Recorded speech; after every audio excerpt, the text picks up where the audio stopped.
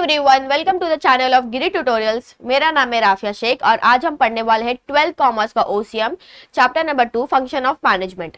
Last chapter में हमने देखा था प्रिंसिपल ऑफ मैनेजमेंट, जहां पे हम अपने ऑर्गेनाइजेशन में उस प्रिंसिपल को यूज करके प्रॉब्लम सॉल्व कर सकते थे, रिसोर्सेज को प्रॉपरली यूज कर सकते थे। हमारे कुछ प्रिंसिपल्स थे जो हमें हमारे हेनरी फ्योल ने बताए थे और कुछ साइंटिफिक प्रिंसिपल्स थे जो FW टेलर ने बताए थे। और अगर फॉर एन एग्जाम्पल कि जॉइंट हिंदू फैमिली है, वहां पर कर्ता और को पार्टनर्स होते, तो कर्ता जो था वो क्या हेड रहता था पूरे बिजनेस का, वो पूरे बिजनेस को हैंडल करता था, मैनेज करता था और डिसीजंस लेता था, गाइड करता था, कंट्रोल करता था, जो भी टास्क हो रहे उसको प्रॉपरली क्या कर रहा था, कंडक्ट करता था। तो वहां पे वो अपने को पार्टनर्स के हेल्प से भी क्या कर रहा था, अपने बिजनेस को मैनेज कर रहा था। किसी भी ऑर्गेनाइजेशन का सक्सेस तब होता है जब हम मैनेज इफेक्टिवली और एफिशिएंटली क्या करते हैं, यूज करते हैं। हम जब मैनेज एकदम प्रॉपरली करते हैं तो हमारा जो ऑर्गेनाइजेशन होता है उसमें हमारा एक सक्सेस आता है। तो आज हम देखने वाले ये चैप्टर में कि हमारे मैनेजमेंट मतलब फंक्शंस क्या होते हैं मैनेजमेंट के, कि कितने फंक्शंस है, किस तरह से हम ऑर्गेनाइजेशन को कर सकते हैं, हम किस तरह से फंक्शन कर सकते हैं। तो यहाँ पे 6 फंक्शंस दिए हैं। First one is planning, second one is organising, third one is staffing, fourth directing, fifth coordinating and the last one is controlling. तो पहला हम देखेंगे प्लानिंग। पहले ये देखते हैं कि according to LALN management is what manager does. Management वो होता है कि मैनेजर जो करता है। अभी देखते हैं कि प्लानिंग क्या है। प्लानिंग अगर नॉर्मली हम बोलते हैं कि अगर हम किसी चीज के लिए प्लान करते हैं, अगर फॉर एन एग्जांपल हमें बाहर घूमने जाना है, कोई प्लान ट्रिप करना है, किसी के लिए साजिश रचते ना हम कि उसको कैसे हराए, मैच में कैसे हम उसको हराए और हम जीते। हम प्लान करते हैं मैच को जीतने के लिए कि हम किस तरह से गेम खेलेंगे, किस तरह से हर एक चीज को प्ले करेंगे। तो हम प्लान करते हैं। प्लानिंग से क्या होता है, हमारा काम थोड़ा इजी हो जाता है कि हमको आइडिया रहता है कि हमको करना क्या एग्जैक्टली।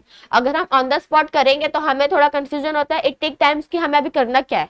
तो प्लानिंग इज लाइक कि हम लोग को इट इज लाइक हमारे लिए इजी है कि हम ऑलरेडी चीजों को प्लान कर ले, ताकि आगे हमारे लिए क्या इजी हो कि हम काम को कैसे कर सकते हैं। तो प्लानिंग वही है। Planning is the basic function of management. Planning is the intellectual process of logical thinking and rational decision making. Planning क्या है? प्लानिंग है ना हमारे मैनेजमेंट का बेसिक फंक्शन होता है। मतलब हम भी अगर मैनेजमेंट हमारे मैनेजमेंट में जो फंक्शंस होते हैं उसमें सबसे जो होता है बेसिक फंक्शन वो प्लानिंग होता है। प्लानिंग क्या है? Planning is an intellectual process of logical thinking and rational decision making, जहाँ पे एक लॉजिकल थिंकिंग होती है कि कुछ उसमें लॉजिक है, और रैशनल डिसीजन मेकिंग की एक डिसीजन मेकिंग अच्छा डिसीजन मेकिंग है जो ऑर्गेनाइजेशन के लिए काम आता है। प्लानिंग क्या मतलब अगर एक प्रॉपर प्लानिंग अगर हम डिजाइन करते हैं, प्रॉपर प्लानिंग हम क्या करते हैं, प्लान करते हैं, और अगर हम उसको एग्जैक्टली क्या करते हैं, इम्प्लीमेंट करते हैं, तो हमारा जो गोल है हम उसको इजीली क्या कर सकते हैं, अचीव कर सकते हैं। इन शॉर्ट प्लानिंग क्या है? एक डिटेल प्रोग्राम है हमारा फुल कोर्स ऑफ एक्शन की हमें एक्चुअली करता क्या है।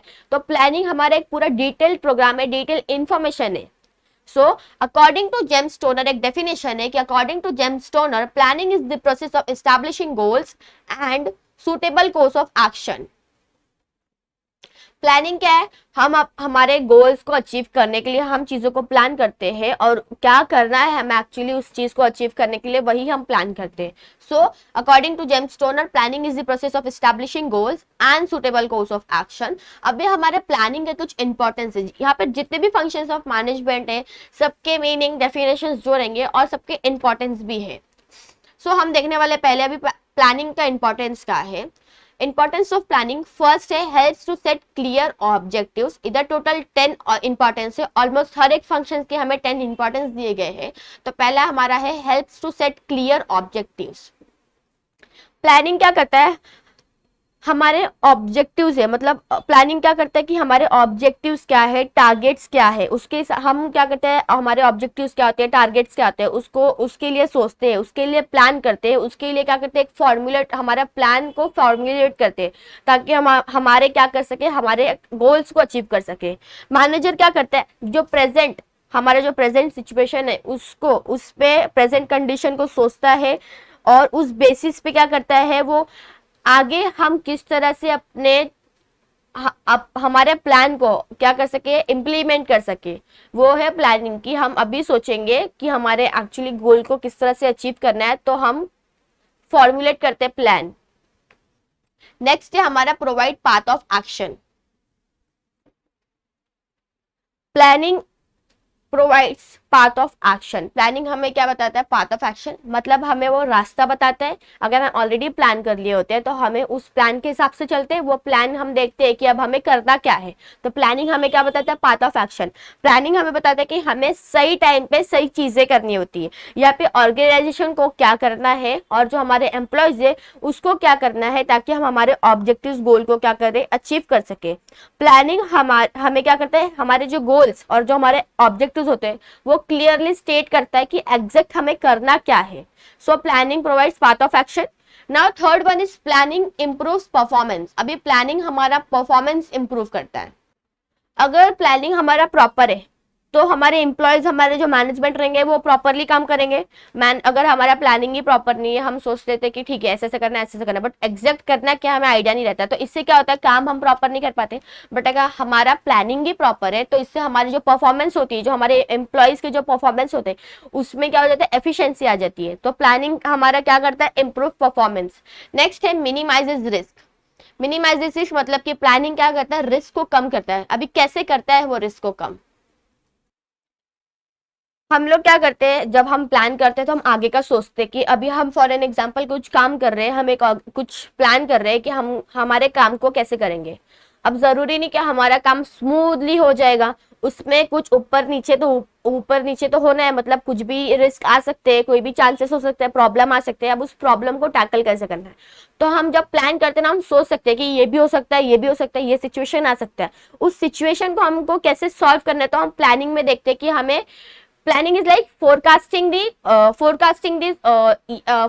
The risk. हम कैसे, हम ऑलरेडी सोच लेते हैं कि जब हम काम करेंगे तो उसमें कैसे कैसे जो अड़चने आती है, ऑब्स्टेकल्स आते हैं, वो हम कैसे आएंगे, तो उसको कैसे करेंगे। तो प्लानिंग हमें सिखाता है कि हमको डील करना चाहिए, और जब भी कुछ अनसर्टेन इवेंट्स हो जाते हैं, कुछ भी अचानक से आ जाते हैं, तो हमें इसके साथ डील करना चाहिए। सो प्लानिंग क्या होता है? इससे हमारा रिस्क मिनिमाइज होता है, क्योंकि ऑलरेडी हमने प्लानिंग किया है कि हमें आगे जाके करता क्या, किस तरह से हमें टैकल करना है प्रॉब्लम को। नेक्स्ट है हमारा planning leads to optimum utilisation of resources. मतलब हमारा जो रिसोर्सेस उसको प्रॉपरली यूज करना है। तो हम प्लानिंग जब करते हैं तो हम लोग देखते हैं कि रिसोर्सेस यहाँ पे इतने यूज होना चाहिए, वहां पर उतने यूज होना चाहिए। ज्यादा वेस्टेज नहीं करना चाहिए रिसोर्स को। जहाँ पे प्रॉपरली यूज हो रहा है, जहाँ पर जितने यूज है वहीं पे उतने रिसोर्सेज को यूज करना चाहिए। Planning leads to optimum utilisation of resources. और अगर हमारे रिसोर्सेज को प्रॉपरली यूज करते हैं ना, तो इससे हमारे रिजल्ट बहुत अच्छे आते हैं और एफिशिएंसी बढ़ जाती है। एफिशिएंसी लाइक हम अपने वेस्टेज को कम करके प्रोडक्शन एक्टिविटी कितना इंक्रीज कर सकते हैं। नेक्स्ट हमारा हेल्प्स इन डिसीजन मेकिंग। अभी प्लानिंग हमें डिसीजन मेकिंग में भी क्या करता है? हेल्प करता है। अभी जब हम प्लान करते हैं तो हम सिर्फ एक ही चीज प्लान करते नहीं, हम लोग बहुत अलग अलग प्लान करते हैं, ताकि अगर ये प्लान नहीं काम आया तो हम प्लान बी करेंगे, प्लान बी नहीं काम आया तो प्लान सी, ऐसे हम अलग अलग प्लान बनाते हैं। तो ना हम जब प्लान करते हैं तो बहुत सारे प्लान बनाते हैं। अभी हमें पॉजिटिव नेगेटिव पॉइंट्स को भी लेके चलना चाहिए, सिर्फ पॉजिटिव नहीं, क्योंकि बिजनेस में कभी भी क्या आता है? रिस्क आ सकते हैं। तो इट इज लाइक नेगेटिव, हमें हर चीज को लेके चलना चाहिए कि बिजनेस में क्या क्या हो सकता है।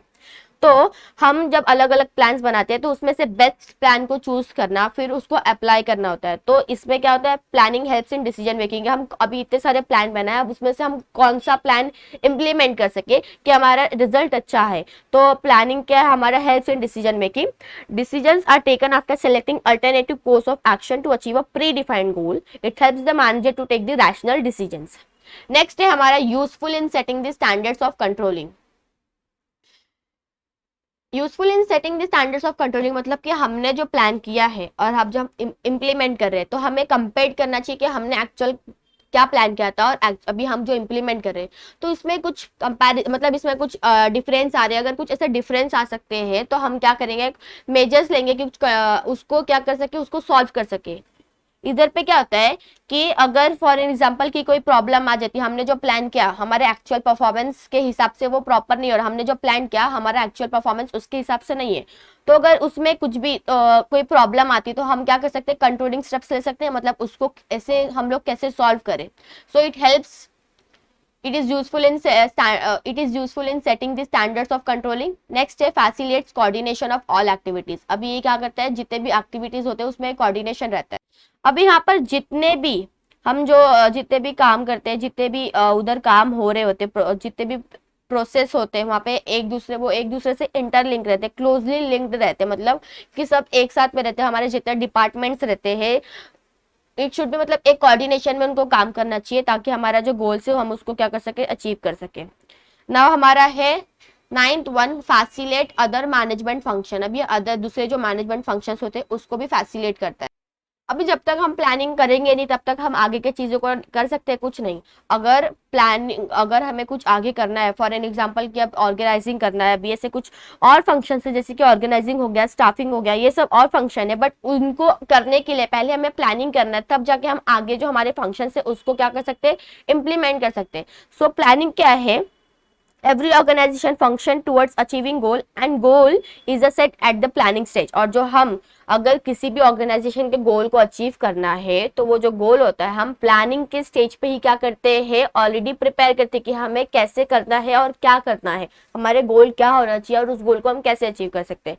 तो it facilitates other management function also. And the last one is promotes innovative ideas. अभी यहाँ पे जो इनोवेटिव आइडियाज होते हैं उसको भी ये क्या करता है, प्रमोट करता है। अब जब हम प्लान करते तो अगर एक ग्रुप ऑफ पीपल प्लान करें तो वहाँ पे अलग अलग सब लोग अपना अपना डिसीजन देंगे, एक इनोवेटिव आइडियाज आएगा, कहीं पे क्रिएटिविटी रहेगा, कोई सबकी डिसीजन मेकिंग रहती है। तो इससे क्या होता है, इनोवेटिव आइडियाज आते हैं जहाँ पे अलग अलग आइडियाज, सजेशंस, ओपिनियन, सबके व्यूज आते रहते हैं। तो हमारा प्लानिंग क्या करता है कि ये इनोवेटिव आइडियाज करता है। और प्लानिंग क्या है, प्लानिंग इज दिस कि याद रखो कि planning is the basic function of management. It is the basic function. जब हमारा प्लानिंग नहीं है तो आगे हमारे फंक्शंस क्या होंगे, प्रॉपरली इंप्लीमेंट नहीं होंगे। इसीलिए आगे हमारे फंक्शंस को प्रॉपरली इंप्लीमेंट करने के लिए, गोल्स को अचीव करने के लिए प्लानिंग को एकदम परफेक्ट बनाना चाहिए। अगर आपका प्लानिंग ऑलरेडी है, मतलब आपने प्लानिंग कर लिया, तो वहां पे आधा काम आपका ऑलरेडी हो चुका होता है। इसीलिए planning is the basic function of management. It is the most challenging activity for the management as it guides all future actions leading to the growth and prosperity of the organization. In short, planning एक बहुत important role play करता है पूरे organization को चलाने के लिए, as well as an individual को उसके हिसाब से काम करना चाहिए। ये हमारे कुछ प्लानिंग के इंपॉर्टेंस थे, जिसमें हमने देखा कि प्लानिंग होता क्या है कि हमें चीजों को अगर कुछ करना है तो हम अगर कुछ करना है तो उसके लिए प्लान करें ताकि वो हम इजीली क्या कर सके, उस काम को अच्छे से कर सके। So planning is the basic function. And planning मतलब प्लानिंग पे सब फंक्शंस क्या होते हैं, डिपेंड रहते हैं। अगर प्लान आपका बेटर है तो आपका जो भी काम रहेगा वो प्रॉपरली इंप्लीमेंट होगा। नेक्स्ट हम देखने वाले हैं ऑर्गेनाइजिंग। ऑर्गेनाइजिंग के वर्ड से आइडिया होगा कि ऑर्गेनाइजिंग होता क्या है। ऑर्गेनाइजिंग मतलब कुछ ऑर्गेनाइज करना। अगर नॉर्मल वर्ड में नॉर्मल एक सिंपल लैंग्वेज, सिंपल टर्म्स में बोला जाए, ऑर्गेनाइज होता है। Organising is the process of identifying, bringing the required resources together such as man, money, material, machine and method, grouping of and arranging them properly for the achieving the objectives। यहाँ पर क्या करते हैं, हम अपने resources को देखते कि हमें कौन सी रिसोर्सेस की जरूरत है, उसको हम लेके आते। हमारे जो भी रिसोर्सेस की जरूरत है जैसे कि मैन हो गए, मटेरियल, मशीन्स और मेथड, उसको फिर ग्रुप करते हैं, उसको अरेंज करते हैं ताकि हमारे जो ऑब्जेक्टिव्स है हम उसको क्या करें, प्रॉपरली अच्छे से अचीव कर सके। अब हमने प्लान किया, कि अब हमारे प्लान में ये है कि हमें ये रिसोर्सेज की रिक्वायर्ड है। तो हम प्लान के हिसाब से क्या करेंगे, हमारे रिसोर्सेज को प्लान के हिसाब से हमारे रिसोर्सेज को अरेंज करेंगे। हमारे जो भी रिसोर्सेज है हम उसको अरेंज करके फिर क्या करेंगे, उसको ग्रुपिंग करेंगे। तो ऑर्गेनाइजिंग इज दैट कि जो भी जरूरत है उसको ऑर्गेनाइज करो, उसको ग्रुपिंग करो और फिर उस पर काम करो। यहाँ पे एक डेफिनेशन है कि according to Koontz and the O'Donnell, organising involves the grouping of activities necessary to accomplish goals and plans, the assignment of these activities to appropriate departments and the provision of authority, delegation and coordination। Organising क्या involve करता है कि हम जो activities करते हैं उसको group करते हैं ताकि हमारे गोल्स को अचीव कर सके, हमारे जो भी गोल्स एंड प्लान है उसको अचीव कर सके। हम क्या करते हैं, जो भी हमारे एक्टिविटीज है उसको असाइन कर देते हैं डिफरेंट डिपार्टमेंट्स में, और जो भी अथॉरिटी रहती है, जो भी डेलीगेशन हमें देना रहता है, किसी को पावर देना है, किसी को कुछ अथॉरिटीज दे दी है, कोई डेलीगेशन देना है तो हम वो दे देते हैं। सो ऑर्गेनाइजिंग ओवरऑल समझ आ गया कि रिसोर्सेज को क्या करना है, हमें ऑर्गेनाइज करना है, उसको क्या करना है, डिफरेंट डिपार्टमेंट्स में उसको असाइन करना है और फिर उसके ऊपर काम करना है। तो जैसे प्लानिंग के कुछ इंपॉर्टेंस थे वैसे हमारे ऑर्गेनाइजिंग के भी कुछ इंपॉर्टेंस है। प्लानिंग में हम क्या करते हैं कि हम देखते हैं कि हमें करना, हम सोचते हैं कि हमें क्या करना है इन फ्यूचर, और जो ऑर्गेनाइजिंग होता है कि हमें एक्चुअली करना क्या है उस चीज को अचीव करने के लिए। तो ये जो होता है ना, ये टॉप लेवल मैनेजमेंट हमें क्या करती है, ये प्रिपेयर करती है कि हमें चीजों को, ये दिस फंक्शन जो हमारा ऑर्गेनाइजिंग है, ये फंक्शन जरूरी है, this function is important for execution of the plan, जहाँ पर हमारे प्लान को हम एग्जीक्यूट करते हैं। जो कौन प्रिपेयर करता है, हमारे टॉप लेवल मैनेजमेंट हमें वो प्रिपेयर करके फिर हमें क्या करते हैं वो बताते हैं। सो पहले इधर इंपॉर्टेंस है facilitates administration as well as operation. Organising क्या है, जहाँ पे हम क्या करते हैं, हमारे जो भी काम रहते हैं उसको, जो भी हमारा काम है उसको हम आइडेंटिफाई करते हैं, हमारे रिसोर्सेज को देखते हैं, आइडेंटिफाई करते हैं, फिर उसको क्या करते हैं, ग्रुप में क्या कर देते हैं, हमारे एक्टिविटीज को डिस्ट्रीब्यूट कर देते हैं, मतलब कि अलग अलग सबको काम दे देते हैं। ग्रुपिंग करना और असाइनिंग करना जो होता है, grouping and assigning the activities, हम जो ग्रुप, हमारे जो एक्टिविटीज होते हैं उसको ग्रुपिंग करके उसको असाइन कर देते हैं। It is the task of the administration whereas processing according to its operational activity. हम क्या करते हैं, ये एडमिनिस्ट्रेशन का मतलब ऑर्गेनाइजेशन का टास्क होता है कि हमें एक्टिविटीज को क्या करना है, ग्रुप करना, असाइन करना, फिर उसको प्रोसेस करना है। तो जो प्रोसेसिंग होता है वो एक ऑपरेशनल एक्टिविटी होती है। और अगर हमारा जो एक्टिविटीज अगर उसको हम प्रॉपरली क्या करते हैं, ग्रुपिंग कर देते हैं, असाइन कर देते हैं हमारे डिपार्टमेंट्स में, तो इससे क्या होता है कि अगर हमारा प्रॉपर ग्रुप, हमने प्रॉपरली क्या किया, अच्छे से टास्क को, अच्छे से एक्टिविटीज को हमने ग्रुपिंग कर दिया, असाइनिंग कर दिया है, तो इससे हमारा क्या आता है, प्रोडक्शन एक्टिविटी इंक्रीज हो जाता है और हमारा रिडक्शन क्या होता है, कम हो जाता है। अगर हम बिना सोचे, बिना कुछ प्लान किए कि हमें किसको क्या देना है, अगर हम ऐसे करेंगे तो हमारे रिसोर्सेज वेस्ट हो जाएंगे। सो अगर हम प्रॉपरली क्या करते हैं, ग्रुप कर देते हैं, असाइन कर देते हैं हमारे एक्टिविटीज और टास्क को डिपार्टमेंट्स में, तो इससे क्या होता है, प्रोडक्शन एक्टिविटी बढ़ जाती है और हमारा जो वेस्टेज है वो कम हो जाता है। यहाँ पे डुप्लीकेशन ऑफ वर्क क्या is restricted and effective delegation becomes possible. Now second one is bring specialisation. Specialisation मतलब किसी काम में एक्सपर्ट होना। तो यहाँ पे हम जो काम क्या करते हैं, अलग अलग डिवाइड करते हैं डिपार्टमेंट्स में, यूनिट्स में, तो उसमें हम उनको वो काम देते हैं जिनमें उनको इंटरेस्ट हो, जिनमें उनकी स्किल्स और कैपेबिलिटीज अच्छी हो, तो हम उनको वो काम देते हैं। इससे कहते हैं स्पेशलाइजेशन आता है काम में। तो ऑर्गेनाइजिंग ब्रिंग स्पेशलाइजेशन। नेक्स्ट है हमारा डिफाइंस जॉब प्रॉपरली। यहाँ पे क्या होता है कि ऑर्गेनाइजिंग में क्या होता है कि हम जो काम देते हैं उससे क्या होता है, जॉब प्रॉपरली हम बताते हैं कि किसको क्या करना होता है। अब यहाँ पे क्या होता है कि हम ऑर्गेनाइजेशन हमारे जो होते हैं ना, वो क्या करती है कि राइट मैन को राइट जॉब पे क्या करती रहती है। और ये कैसे होता है, by selecting the people for the various departments according to their, उनके क्वालिफिकेशन, उनके स्किल्स और उनके एक्सपीरियंस के हिसाब से हम लोगों को काम देते हैं कि कौन किस काम के लिए बेटर है, कौन किस काम को अच्छे से उस काम के लिए रिस्पॉन्सिबल है। सो हम ऑर्गेनाइजिंग क्या करता है, it defines the job properly. और अगर हम किसी को प्रॉपरली उसको बता दे कि तुम्हारा काम ये है, तो उधर पे उसका क्या होता है, role of every person is clearly कि इस पर्सन का ये रोल है, इस पर्सन का ये रोल है, ये पर्सन वो काम करेगा, ये पर्सन वो काम करेगा। तो it defines the job properly. Next है क्लैरिफाइज अथॉरिटी एंड रिस्पॉन्सिबिलिटी।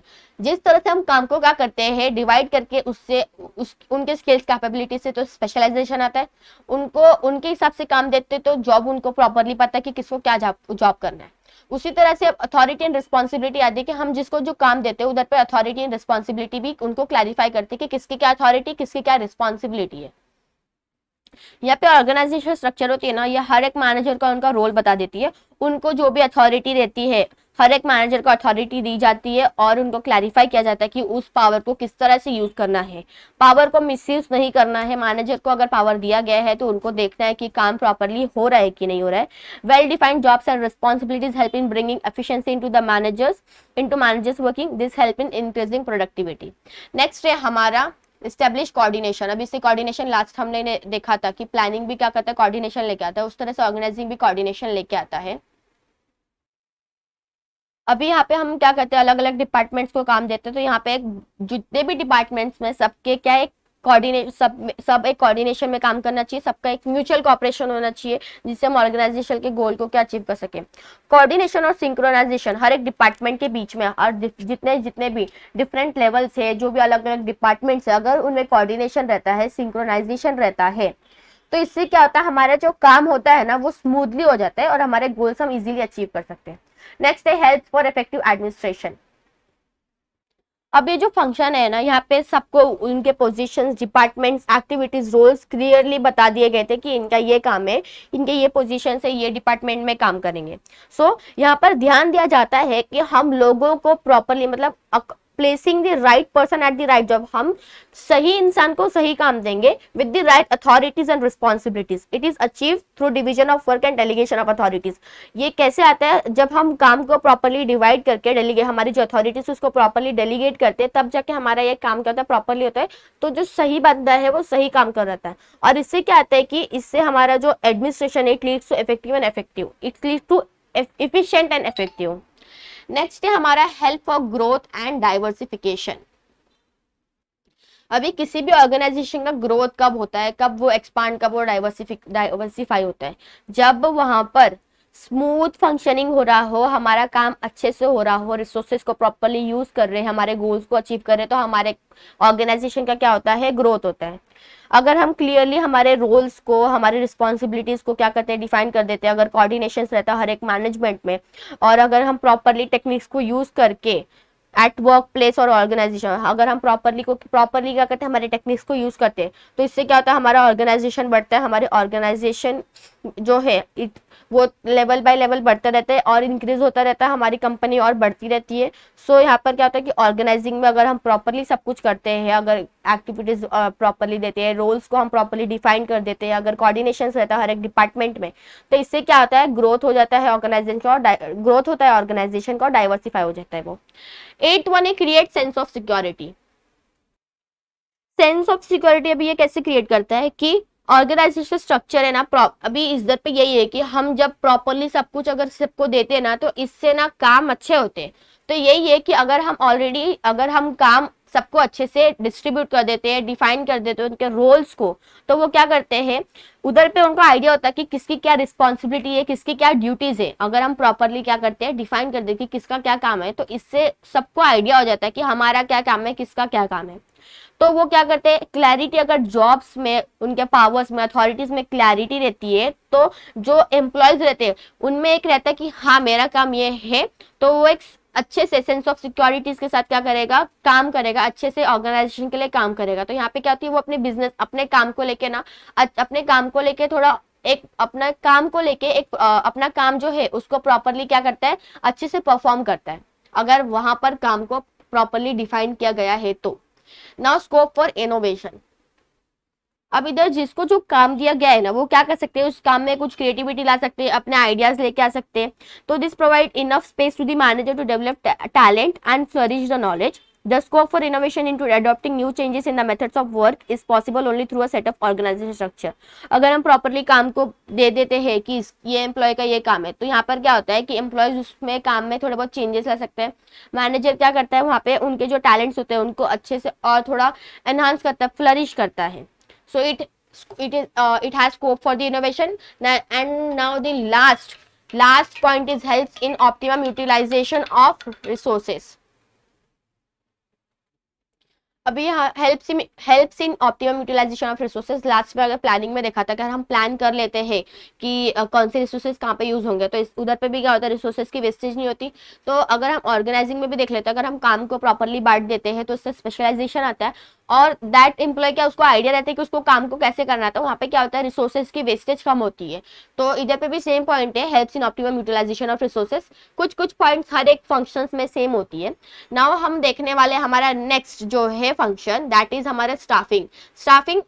ये पूरा एक वर्ड से आइडिया होगा कि मतलब क्या होता है, जहाँ पे हम क्या करते हैं, काम देते हैं सबको। Staffing is the function of execution according to the plan and the organisation structure. की प्लान के हिसाब से, ऑर्गेनाइजेशनल स्ट्रक्चर के हिसाब से हम क्या करते हैं, एग्जीक्यूशन करते हैं जिसको काम देना है। तो इधर पे एक डेफिनेशन है कि according to the Theo Heyman, the staffing function pertains to the recruitment, selection, development, training and compensation of subordinate managers। staffing function क्या करता है, वहाँ पे हम रिक्रूट करते हैं, मतलब काम देते हैं, सिलेक्शन करते हैं, डेवलपमेंट करते हैं, ट्रेनिंग्स देते हैं, compensation of the subordinate managers. तो ये कुछ स्टाफिंग था। इसके भी कुछ इंपॉर्टेंस है, वो देखेंगे। इधर पे भी 10 इंपॉर्टेंस हमें दिए गए हैं।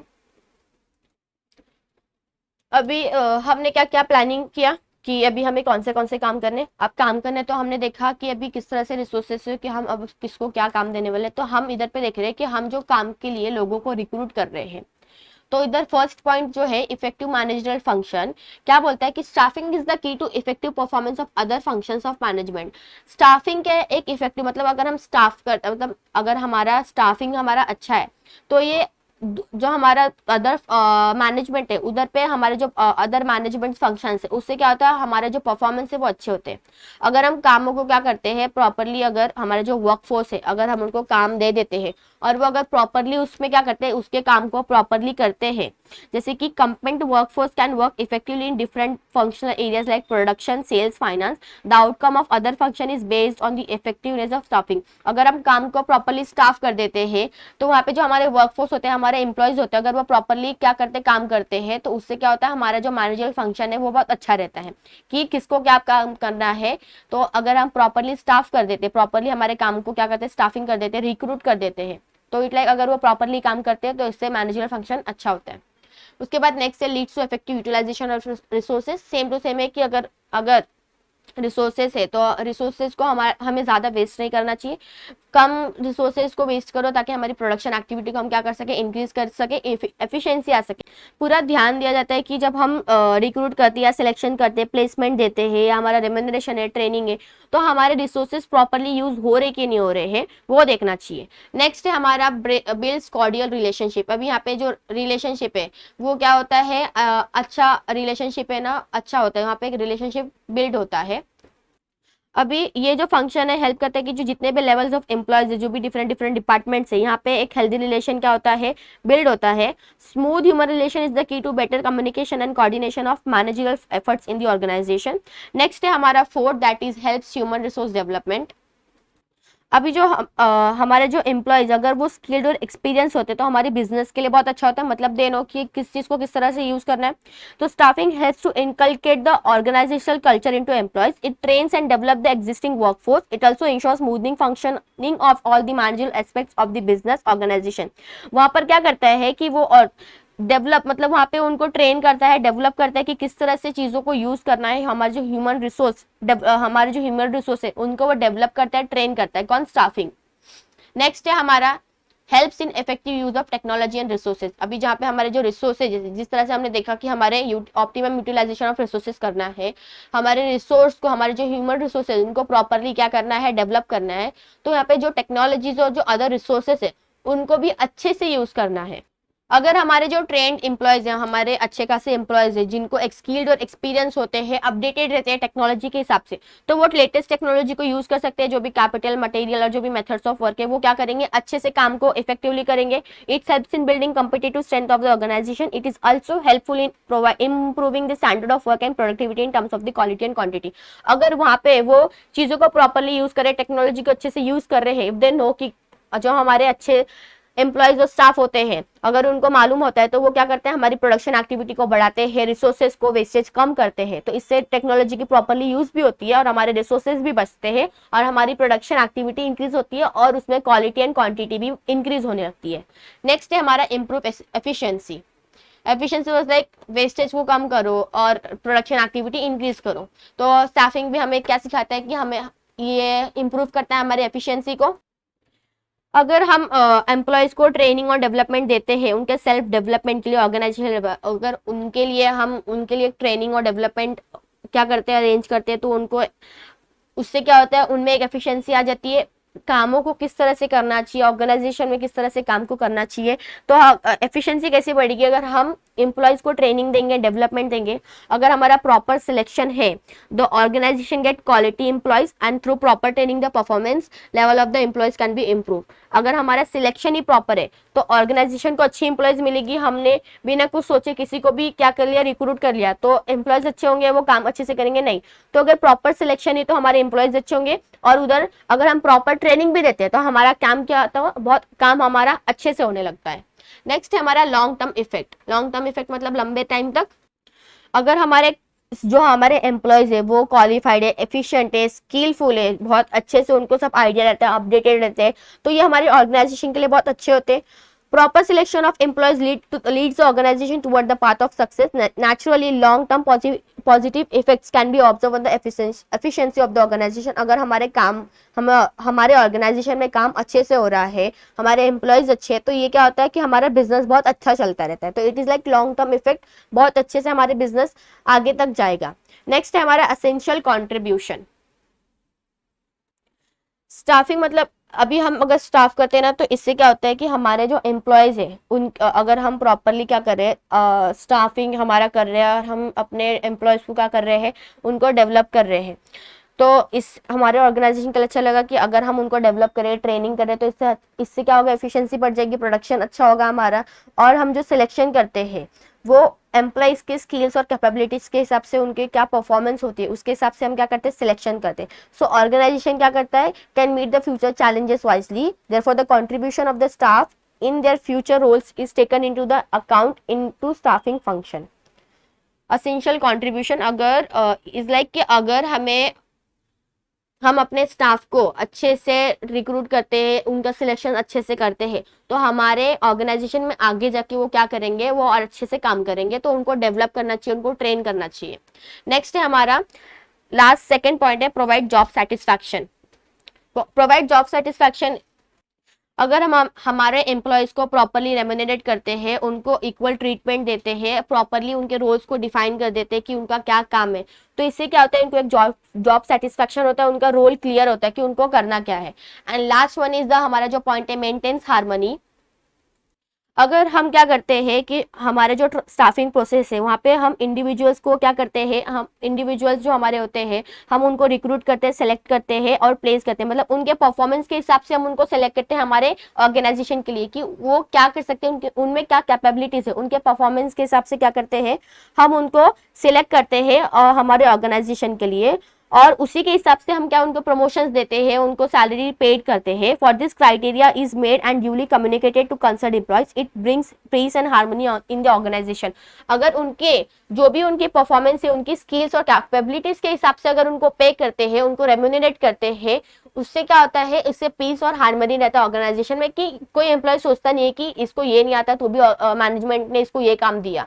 तो उनके परफॉर्मेंस के हिसाब से उनको क्या करना चाहिए, पे करना चाहिए. तो ये हमारे कुछ 3 फंक्शंस थे जो आज हमने पहले लेक्चर में देखे. अब इसके जो 3 फंक्शंस हैं हम नेक्स्ट लेक्चर में देखने वाले हैं. आई होप सो आपको वीडियो अच्छा लगा. तो वीडियो अगर आपको अच्छा लगा तो प्लीज लाइक करना, शेयर करना और ऐसे और वीडियोस के लिए चैनल्स को सब्सक्राइब करना, बेल आइकन को प्रेस कर देना. Thank you so much.